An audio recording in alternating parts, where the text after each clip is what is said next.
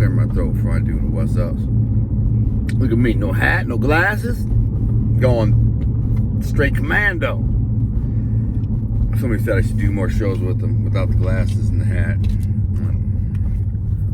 I tend to think that the glasses and hat's kind of my look, kind of thing. I just came from my printer. I gotta admit, my printer who does my clothing is a freaking idiot. I like her as a person. She's nice enough, but she's just a burnt out, dumb pothead burnout, dude. I mean, I get her orders and it takes her like 2 months to do them. People are waiting for months for their clothes. I'm like, luckily, it's just a small clothing company. I'm not making it, you know, I'm gonna fire her. I'm gonna fire her soon.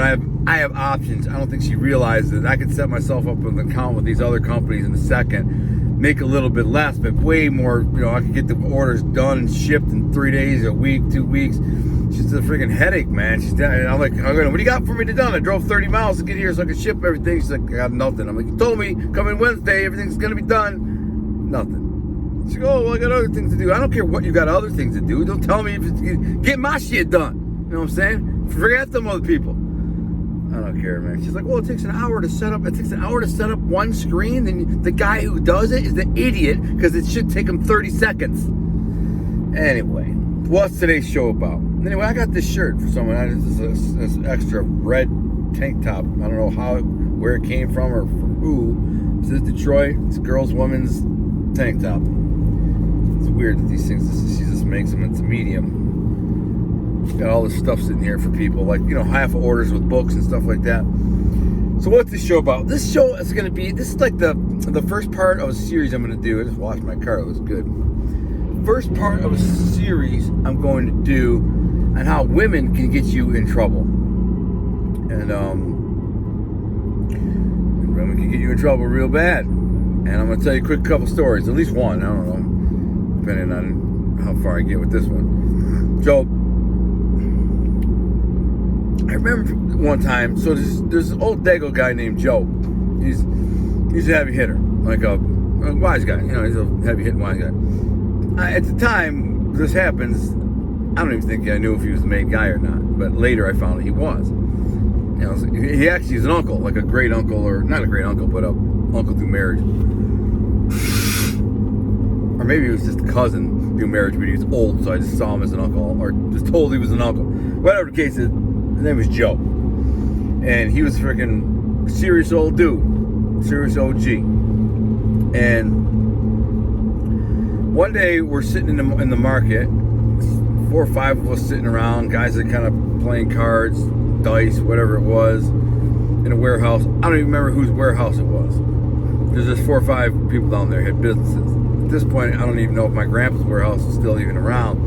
Well, it belonged to my Uncle Joe at this point, and my cousin Jerry, I think.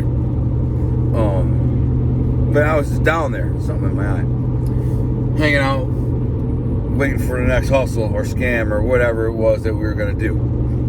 And we'd see Joe kind of often. He came around there, you know what I'm saying? He had a business in the market too. So he always come around, and he's like all the old Dagos, they come around. It wasn't like we never saw. We saw the old Dagos come around. If you hung out down there for a month, you'd see every single freaking wise guy in town at some point would come down, stop by. They'd go to Roma, they'd go down to eat at different places. They stop at Rocky's or Frank's or whatever. I think we were at pretty sure we were at Dominic's place. Could have been the Milkman though. I'm not sure. Might have been the Milkman or Dominic, either or. That's who I was with, those guys. So, and I had this kid with me. Well, not with me, he's with us. His name is Tino. Little dude. Little short dude. I want to say Tino DeBella, but that's not his name. Although I know, was it Tino DeBella? I think it was Tino DeBella. I just don't want to confuse him with Stevie DeBella. Stevie DeBella was a little muscle-bound kid from the gym, freaking wanted to punk out one time too. You know, this big dude, that kid was a genetic freak, muscle-bound kid for 16 years old. He could bench about 350. He was a nice kid, super nice kid. He worked for me at the gym, and then one day after I got fired from the gym because I got busted skimming and scamming and that was that whole operation was a skim and a scam. Have I ever done that show? Jeez, if I haven't done that show, I need to do that show. That's a funny ass show. I got to go back in time and see and look at my shows. If I haven't done a show about Rorschach skim, I'm supposed to stop at this freaking guy's house. This is at the dispensary. I need to stop there. I just don't have time because I've got a call with Larry Miles in an hour.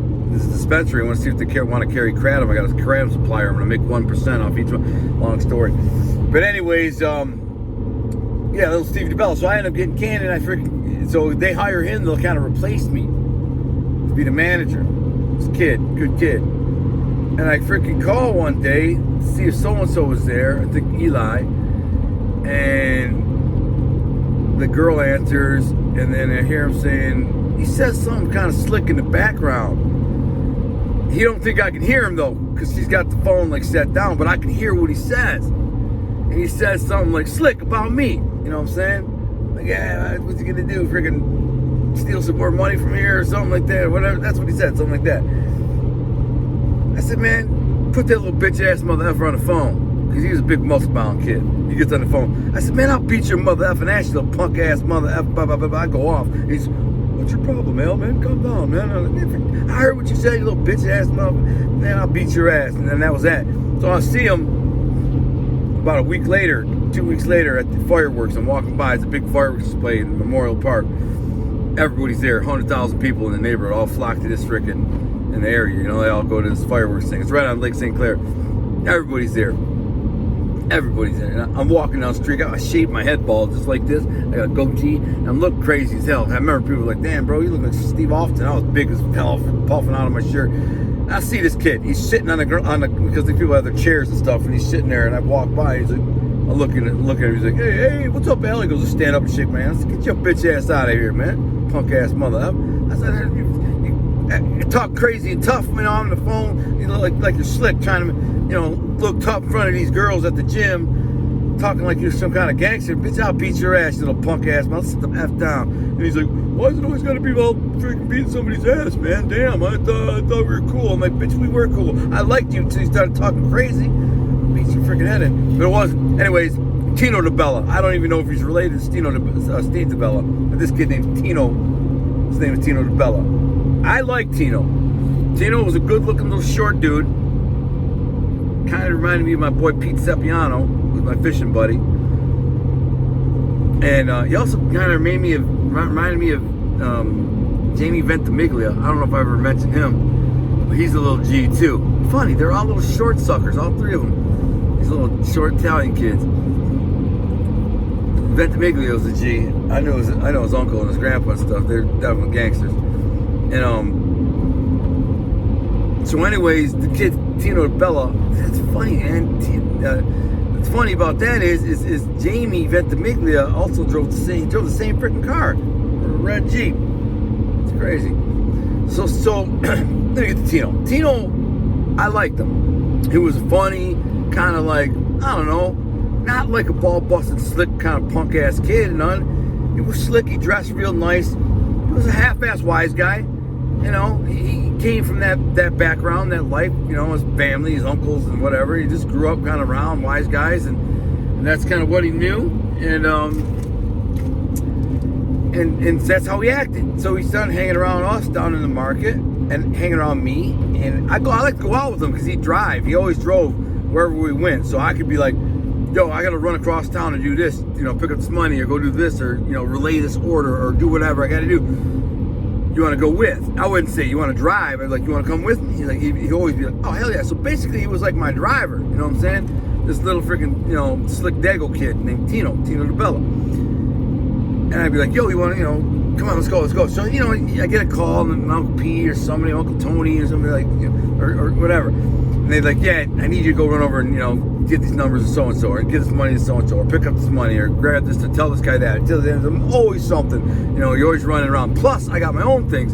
Picking up weed, dropping off steroids, picking up money. You know, I got drug dealers that I'm basically extorting. So, well, not basically, I am extorting into paying me money every week. You know what I'm saying? So it's either they pay me or I'll kill them, basically. So I'm ashamed to say that, but I mean, I never had plans to kill anybody. I'm just saying I let them believe I was going to kill them. And, you know, I did it in a way that made them think I was serious, you know. And I'd basically walk in and punch him in the mouth, bam, knock him down, pull out a pistol and say, open up your freaking mouth, or I'll blow your freaking head off. And I wouldn't say frickin'. And I said, today's the last day you see. This is the last breath you take, motherfucker. And I ain't playing. And I cocked the hammer, and they usually shit their pants on the spot. I'm like, all right, man, please, please, please. And I say, okay, man, you see how easy it was for me to get you? I'll get you again. I'll get you whenever I want. I'll get you tomorrow. I'll get you next week. I'll get you whatever. So if you think you're going to sell dope and not cut us in, you'll die. And I'll be the one pulling the trigger. You got that? I've actually broken into guys' houses and waited for them to come home. That's freaking scary. They come home, I'm sitting on the couch watching TV. They walk in, what the frick, man, Al, what are you doing in my house, bro? I'm like, sit down, man. They know right away it's serious. I'm like, sit down, bro. They kind of stand there like, man, you've just broken in my house. Like, pistol. That's why I like to carry a freaking revolver. It's scarier looking. It's got a louder click. Although, you know, some semi-automatics will click too, and they're scary. I always usually had a 380, but I like to carry a 911, 45 911. It's big, it's scary. But a 357 revolver, stainless steel, or blue, don't matter. It's scary, and people will friggin' respond to it, trust me. So anyway, back to Tino Bella. I don't even know where I'm going with this. But Tino to Bella, this is where this goes. One day we're sitting there, I think I'm at Dominic's warehouse. He's got a little food wholesale business, and we're all hanging out, smoking weed, you know, shooting the gift. Ain't nobody playing video games, trust me though. No one's playing video games up in there. There was some dice game going, and there was some poker games going, but it was friendly, you know what I'm saying? You might have maybe guys playing with $100. That's it. And you lose 100, and guys, you know, and the thing, these guys all knew how to play 3 dice, so they'd all house, so it wasn't one guy winning, you know. It's usually when there's one guy housing all the time, then he's winning all the time in the end. Where when there's a bunch of guys who know how to play 3 dice, then they just kind of pass the money around, pass the time, you know. So once in a while, a guy's up a couple $100, but that's it. So I'm sitting there one day, and Tino was like off talking to somebody, man. He was like outside, he's smoking a cigarette, just, you know, relaxing. And Joe comes in. So old Dago Joe, you know what I'm saying? And he comes, and he's a player, we know that. And he comes in, and right away, I see him looking at Tino and giving a look. And that's it, you know, I see him looking at Tino, and he comes in, and they buy something, or I think he buys or orders something from Dominic. I'm like, hey, Joe. He's like, hey, how you guys doing? Everybody's good, we're good, we're good. And he looks over at Tino and gives him a dirty freaking look. Tino's smoking a cigarette, and he's talking to another one of our boys. I think it's Brian. No, it was the frick is his name, man? Hummer. So, which his real name is Brian. We call him Hummer. But anyways, so I don't really pay attention to that, but I'm thinking to myself, why the frick is that? So then, not long after that, 2 days later, same scenario. Joe comes in there again, and he's like, hey guys, and you know, for the order, because he owns some kind of business that does business with Dominic's business. And he looks at Tino, and he just like scowls at him, man. Like, so I say, you know, I say to one of my boys, might have been Dominic, I was like, yo, is it me or is it freaking Joe? He don't like Tino. He's like, oh man, yeah, forgot about that. I'm like, what? He's like, oh yeah.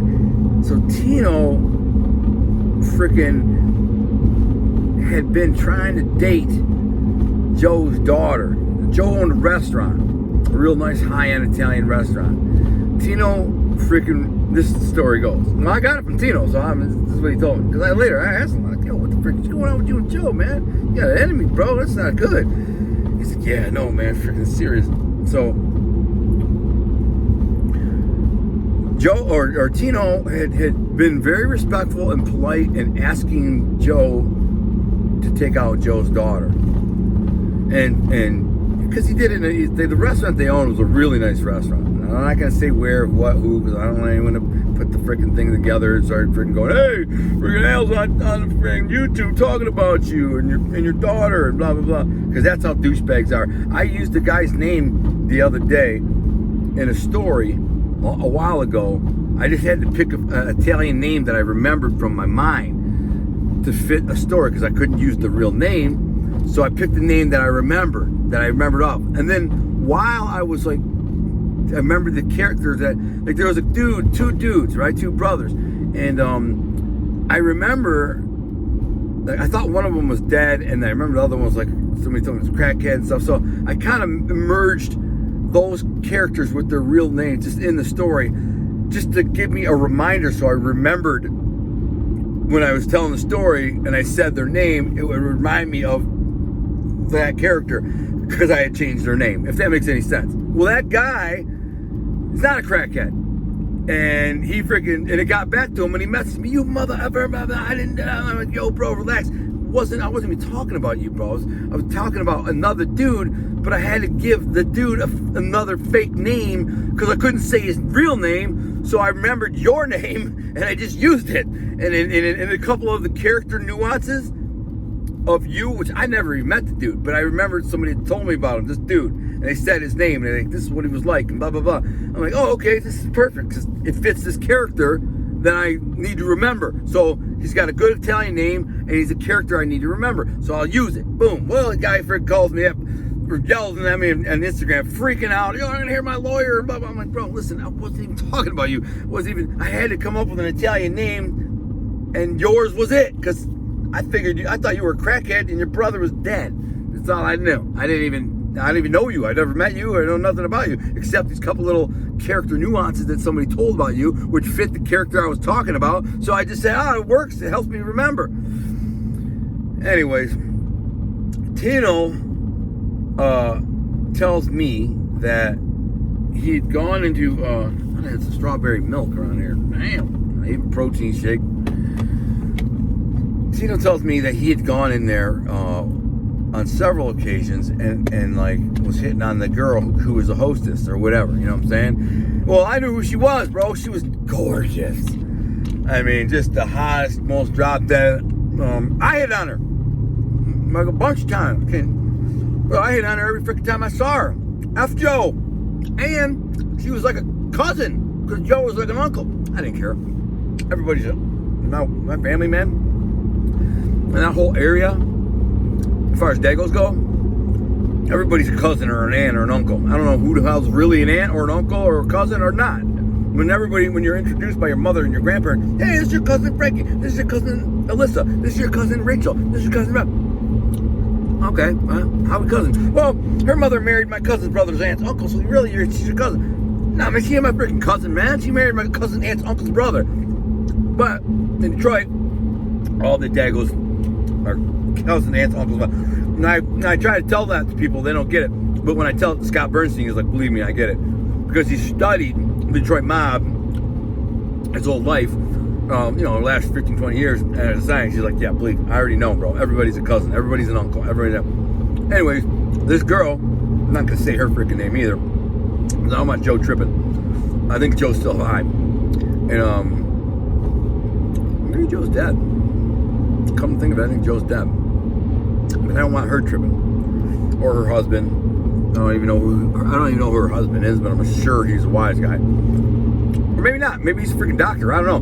Because Joe was super, protective of her. Super protective. When I go into there to the restaurant, and it was good food, man. They had some good ass flipping food, man. They had the best, real authentic food in town. And so, whenever I go in there to eat, with my boys, usually one or two of my boys, we go in there after we work out in the evening, and we freaking go in there, thug life, dressed like this, and not nice, We'd sit down and smash food. I'd see her, and I'd stand up, walk over to her. She'd always be by the little, station. I'd be like, hey girl, what's up? I'd flirt with her or whatever. Got a boyfriend? No. Blah, blah, blah. Well, she never gave me no play, and I never expected her to give me no play because essentially I was a thug life gangster scumbag, which everybody knew. including her, I'm sure, and her dad. So, a nice white vet. It's dope.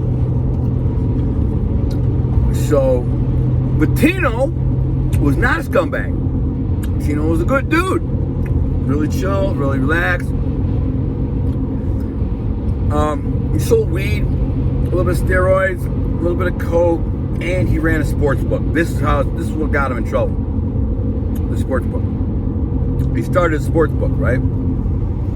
And first of all, I said, well, what did you do to the girl? Tino. He's like, oh, we went on a couple dates, man. Just kind of a bitch. And I kind of told her that. I'm like, wait a minute. We went on a couple dates with this chick. He let you take her out? He's like, yeah, man. You know, I asked him. I said, it's like 5 freaking times. And then finally he's like, all right, man. If she wants to go out with you, she should go out with you. So she can go out with you. So he's like, I took her out. But dude, she was really bitchy. Everything I did, she was nitpicky. She wouldn't even let me order my own dinner. And then she was like nitpicking what I wore. And said I drove too fast. And yada, yada, yada. And he's telling me this whole freaking story. I'm like, really, bro? I would have never got that from her, but you know, you just never know until you're alone with a chick, right? He's like, yeah, I know, right? And then he says, this is what she said to him. Normally, I don't date short guys. And he's thinking like, what the hell does that mean? Because he's like 5'5". Normally, I don't date short guys. So you only date tall guys? I mean, who cares? She was probably 5'5", so they're like the same height. And then she said some other freaking weird off-the-wall stuff to him, too. Like, she liked bigger guys. And he didn't like it. So he basically, in a nice way, told her to F off. I'm like, you're not my type. We don't work, it ain't working out. You know what I'm saying? I'm not your type. You're not my type. But whatever. F you. And have a nice life. Well, she went and told her dad that he was mean to her or whatever. And, no, so she didn't tell her dad she was mean to her. She told her sister, and her sister told her dad, because she didn't rat him out like that. And he said, this freaking guy, Tino, freaking, you know what he did, I'm not saying her name, treated her like, you know, she's some putana. And, so now the guy don't like him. Joe don't like him. He thinks he's a freaking scumbag, right? Been mean mugging him ever since. It's like, I've been to the restaurant a couple times. I go in there, he comes out, he looks at me, glares at me, mean mug. I'm like, yeah, well, F him, who cares? So then he starts the sports book, right? And he's doing pretty good. And I flash forward like a few months, 6 months, whatever it is. And he's doing a book, got a sports book, and he's got like, I don't know, pretty good, man. He's pulling like, I don't know, man. He was doing probably, he had like 50 G's a week on his book. Which means he was collecting 10% juice on that. That's $5,000 a week. So $5,000 a week's not bad, though. I mean, I kind of was jealous. I was like, geez, man, if I would have started a sports book for 3-4 months ago, now I'd be making $5,000 a week. All these other scams, scumbag rackets, and hustles, I wouldn't have to do them. But it's a lot of work. It's a lot of work. You're always chasing money. Money's always chasing you because you got to pay guys. So he starts getting these guys betting, right? So he's got a friend, a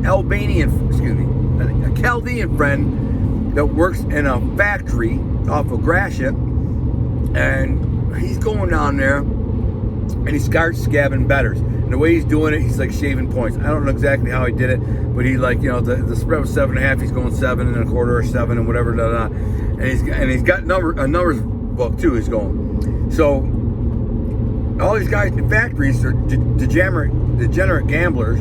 Plus, he was doing some of the guys at the track too.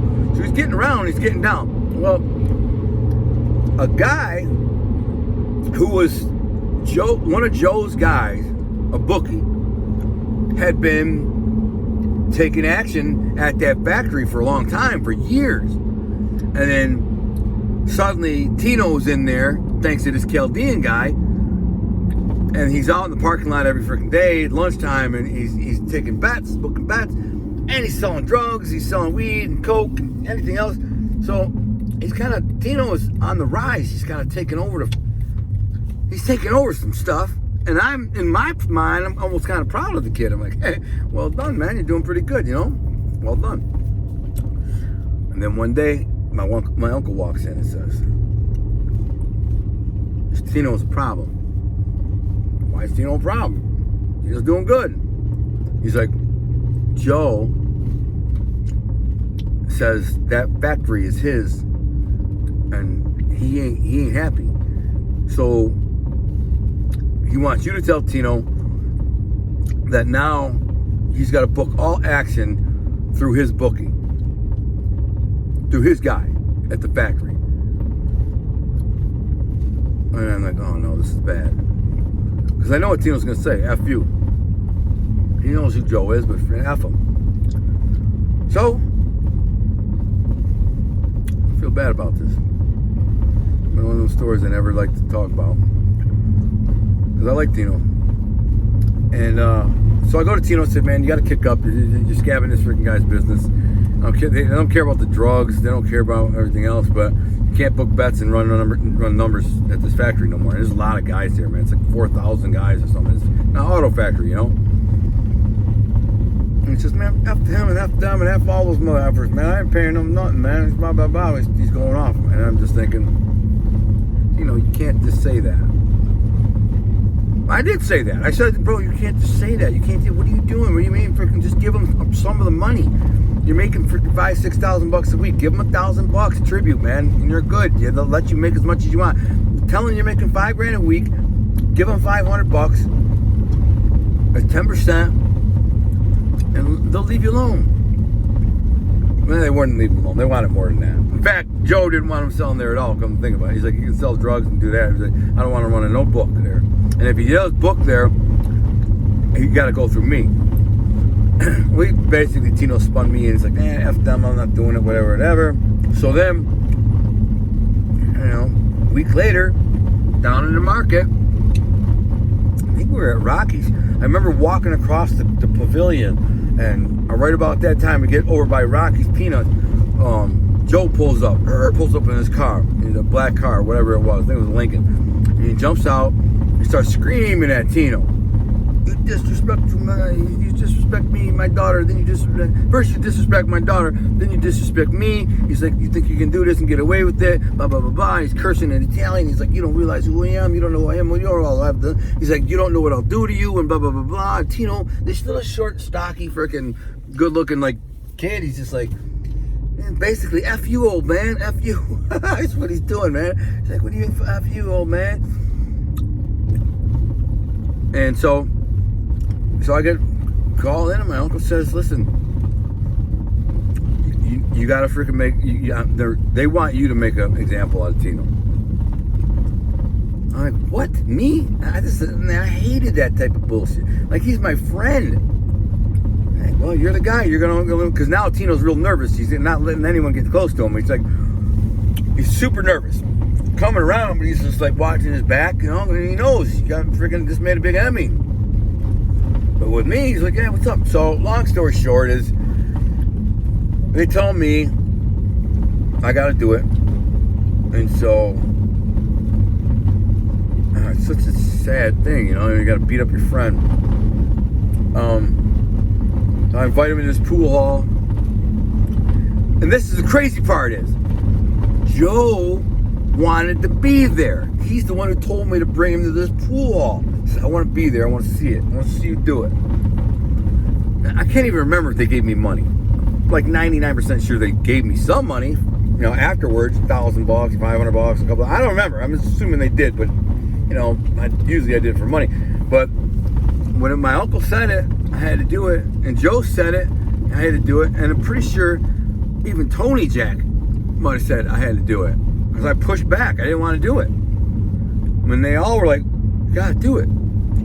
I was like, all right, I'll do it. And then to Joe said it, bring him to this place. It was a pool hall on Mac in Grosse Pointe. What the hell was the name of that place? Point Billiards. It was like, during the day. I had to go there during the day and do it.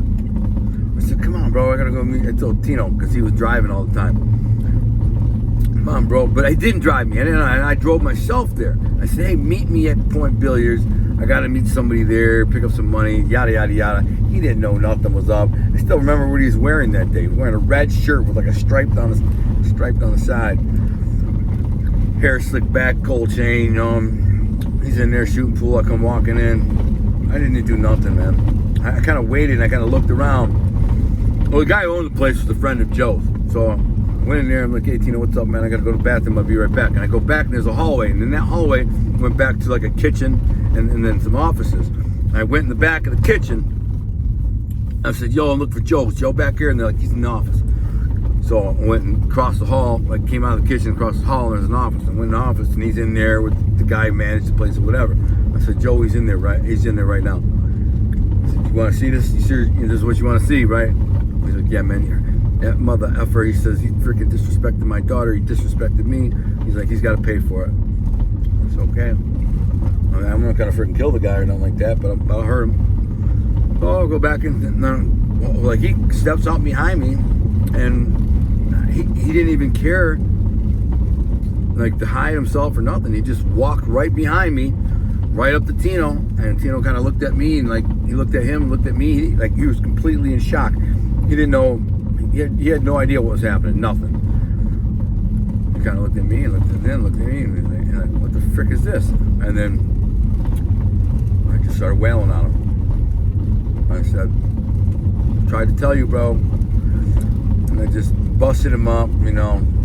He didn't even try to fight back, and he didn't say a word. Didn't say, like, why are you doing this there, yada, yada, yada. I was like, I told you, man, I told you, I tried to tell you, boom, boom, boom, boom. And I'm wailing on him, and I'm hurting him pretty good, but I'm not trying to hurt him really bad. The first punch split his face open a little bit, so that's what I wanted, some blood, just to, you know, show out for freaking Joe. I wanted some blood, but not a lot. And then after that, I was kind of like hitting him here and hitting him here and hitting him here and making it look good for Joe, like I was really wailing him, but I really wasn't wailing him. If I wanted to, I could have demolished him and made his face look like hamburger, and that would have been the end of his face. But I didn't do it. I just kind of wailed him, and I hit him 10 or 12 times. I hurt my hand, sore for like a month, and then afterwards, a couple days later, I called him. I said, you healing up? You okay, man? Like that? And he's like, yeah. I'm good, man. Like, he didn't even act like it was nothing. He didn't even flinch at it. I call him. He's like, yeah, I'm good, man. How you doing? My hand's sore. I said, yeah, not as sore as my head. I said, yeah, I bet. I said, hopefully you learned a lesson this time, yeah? He was like, yeah, I got it. He's like, you know, this is the way it works. You got off easy. Come, you know, all due respect, you got off easy. You tell a guy like him, F you. First of all, you freaking disrespected his daughter. That's one thing. I know you didn't mean it. Second of all, you're going to go freaking step on his toes when the guy's been, you know, running numbers in sportsbook at a factory for freaking 20 years, and your dumbass is going to come in there, Mr. Big Shot, shaving numbers, and, you know, grab up all his clientele or his bookie clientele, and you think, and then he tells you stop, and you're like, F you, I'm not going to stop. And who the frick are you? I mean, he's like, oh, I get it. Everything I said, he's like, I totally understand. So he's not mad at me at all. He's not even tripping. And I said, so we're good? He's like, yeah, we're good, man. We're good. But we were never good after that. I mean, I'd see him here and there at a bar or something like that. He never came to the market no more. Not when I was around. He'd see my car or something. He'd be, I'm not going there. And I heard he had told people, it's like, freaking hell, I don't want nothing to do with them. Scumbag, you know, it's gonna beat my ass over some bull crap. Beat your ass over something you did that you deserve to have your ass beat. You know, you're lucky it was just me, because if it was somebody else, that would have beat your ass a lot worse. I actually dialed it back.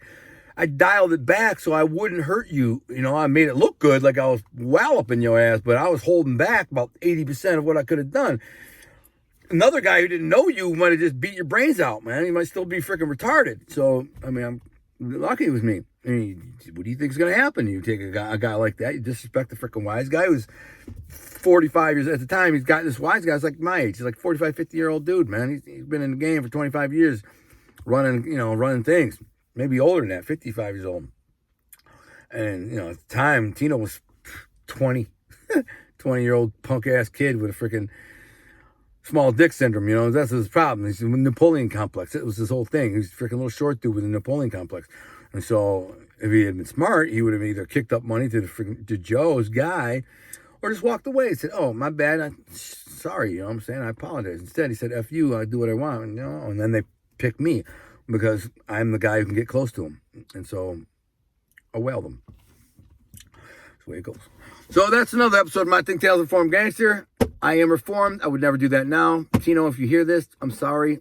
Believe me, I'm sorry. I think you knew that back then. I didn't want to do it. I was ashamed to do it. I didn't want to do it, man. And they told me I had to do it. What am I going to do? I tell them no, and then I get a baseball bat or something to the back of my head when I'm not looking. That's the luckiest case scenario. Worst case scenario, I get a bullet to the back of my head. So I figured if I whoop your ass, I can control the damage. If they let somebody else whoop your ass, I can't control the damage. So just know that I always liked you and thought you were my boy, man. And I liked you and I appreciated you having my back. I know there was times that you had my back. Like at the time at the Italian Cultural Center party, you had my back. I appreciate you, bro. Sorry. Anyways, that's another episode of My Think Tales Reformed Gangster. Make sure that you like this video. If you haven't liked the video, like the video. It helps me boost the algorithm. It helps me on everything. And if you haven't shared this lately, share it. Hit the share thing and then share it. I'll have to share it and then copy and then put it on Facebook and say, listen, this guy, he's got some great stories, great shows. Check him out. He's all right, man. He's a G. And then talk about, man, the wind is blowing around. It's crazy. Can you see that? Stuff is hurricane out there. Just pulled in my driveway. My cat's not out there. She's gonna blow away the odds. So make sure you like, subscribe. If you're not subscribed to my show, make sure you subscribe and hit the bell and hit all. So hit the bell. Hit the bell and hit all. If you don't hit all, it just defaults to what they think you like, and which is probably not my show. So you're ready to go check. You'll go 2 months and go, I wonder what Gunner's up to, and you're checking. You're like, damn, he dropped 27 shows since I last looked in this channel, on this channel. Damn, now we're missing the good stuff. So make sure you check it out and keep checking it out. Well, for now, you know how I do. I'm out. By the way, they're gonna animate this stuff. There's going to be an animated version of me. That should be interesting. I'm just saying. South African media company is doing that. Animated. If I owe you a book, by the way, if I owe you a book or a shirt or anything, please message me, man, because I'm lost in the shuffle, man. I'm in the weeds. I got so many things that I owe people. It's coming. It's being made. I just don't know. Sometimes things get lost in the shuffle. Book. People order books. They're like, I say, somebody super chat me on my live stream right now and I'll give you a book. And then I forgot to say, what's your email or what's your address? And then I'm like, did I owe that person a book? So I know I owe a few books and I owe a few items. And I just want to make sure I get everybody those items and those books. So please, if you hear this video and you're like, hey, yeah, he did say he was going to give me a book, or I donated money to this instead of that. So if you are, cool, just let me know and I'll hook you up. Email is gunnerdetroit@gmail.com. And I'll hook you up. I will never scam you. Like, this is Aaron in Miami. He gave me his address, but didn't give me the city, so I couldn't send him his thing. It's crazy. And then I got Scott Bell. Oh, no, it's Dino Lombardo. I got my boy, Dino Lombardo. That's my dog. I got a Larry Mazza's The Life book and a duffel bag. Scott Bell down there. I got his book. I got a tracksuit for him, a jacket. I got all this stuff, man. I get it done. I'm out.